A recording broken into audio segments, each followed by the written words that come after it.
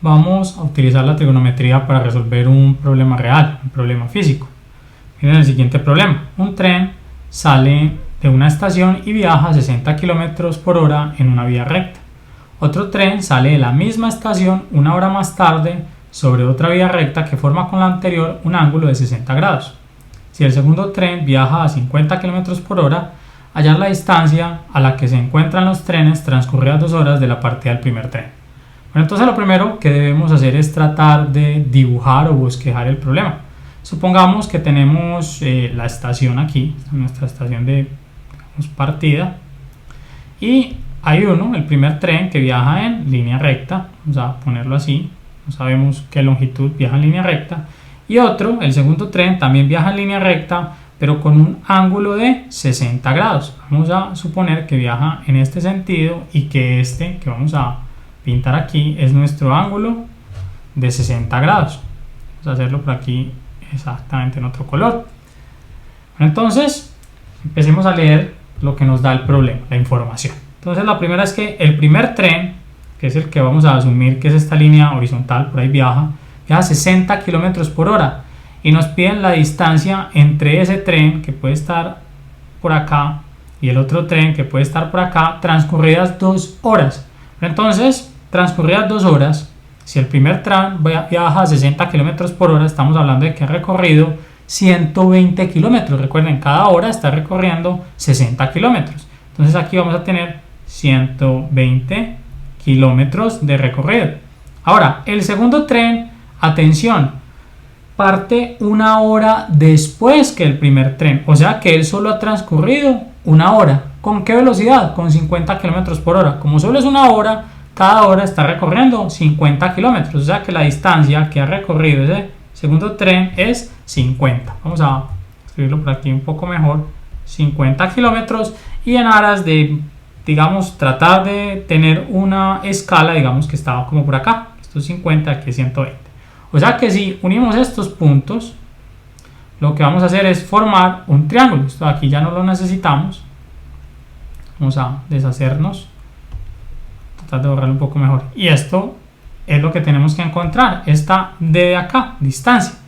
Entonces miremos, tenemos un triángulo del cual conocemos un lado, conocemos un ángulo y conocemos un lado. Tenemos un caso lado, ángulo, lado. La pregunta es, ¿qué teorema utilizar? ¿Será que debemos utilizar el teorema de senos o utilizar el teorema de cosenos?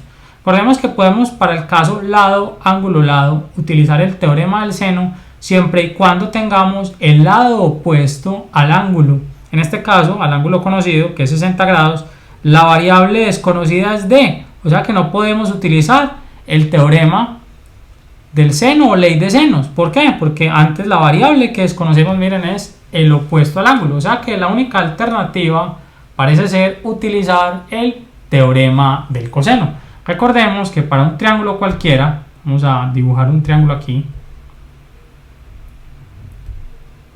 de vértices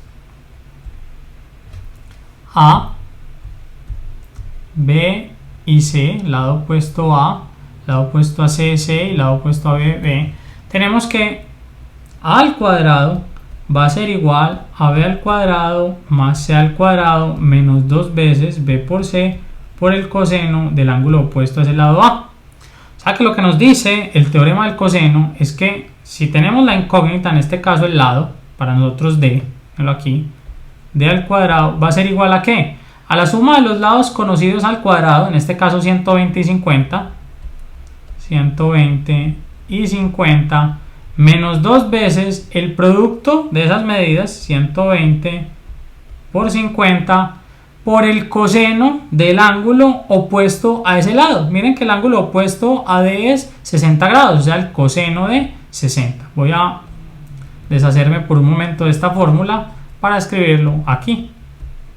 Coseno de 60. Miren que lo hicimos específicamente para este lado A, la fórmula que habíamos escrito anteriormente. Vamos a ponerla aquí.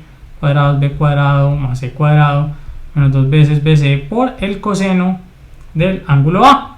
Recuerden que la forma para memorizar la ley o teorema del coseno simplemente es entender que si queremos encontrar el lado opuesto a un ángulo, miren que aquí el opuesto al lado A es este ángulo de acá, que es A, vamos a tener que sumar los cuadrados de los otros lados, restar el doble producto de esos dos lados por el coseno del ángulo.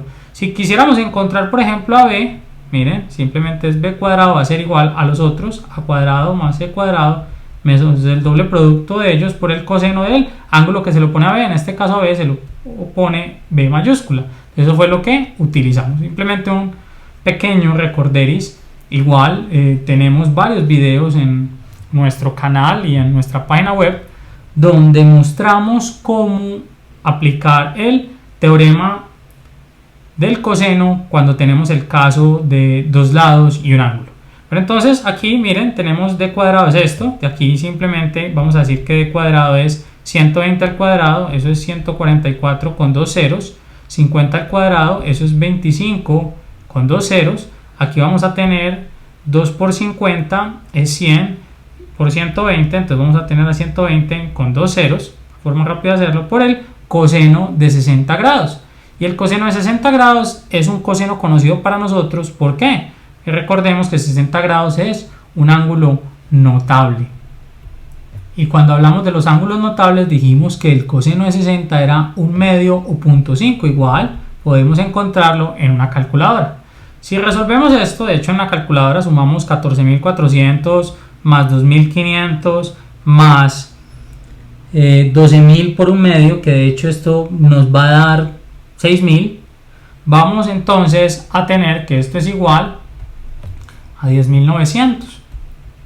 Pero a nosotros no nos interesa encontrar d al cuadrado, a nosotros lo que nos interesa es encontrar a d, y d es simplemente la raíz entonces, si sacamos raíz cuadrada a ambos lados de ese 10.900. Entonces si usamos nuevamente la calculadora nos va a dar que la raíz cuadrada de este número aproximadamente es igual a 104,4 en este caso kilómetros. O sea que transcurridas 2 horas estos trenes van a estar a una distancia de 104,4 kilómetros. Rápidamente repasemos el problema.